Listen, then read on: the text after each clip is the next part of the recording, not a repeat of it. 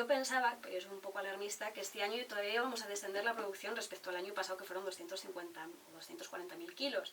Y este año remontamos un poquitín, que yo iba en contra de ello. Pero yo creo que sí hay futuro de cara a lo que es la elaboración. Todo el mundo, no voy a decir todo el mundo quiere hacer queso, pero sí que hay dedicación a hacer el queso. El problema realmente es la ganadería.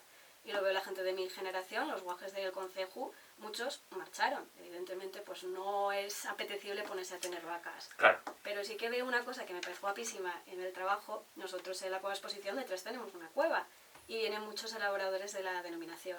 Y a mí lo que me presta es cuando vienen con los guajes. Y ves a los guajes cargando los quesos, llevándolos al coche. Bueno, o sea, ellos emocionados, que ellos encanta de ir, y digo, es que hay futuro. Pero claro, hay que dejarles un espacio para que ellos puedan hacerlo en condiciones dignas, que tengan pues capacidad de vivir de la elaboración de queso, que es un futuro para ellos y sobre todo un futuro para Cabrales. Es un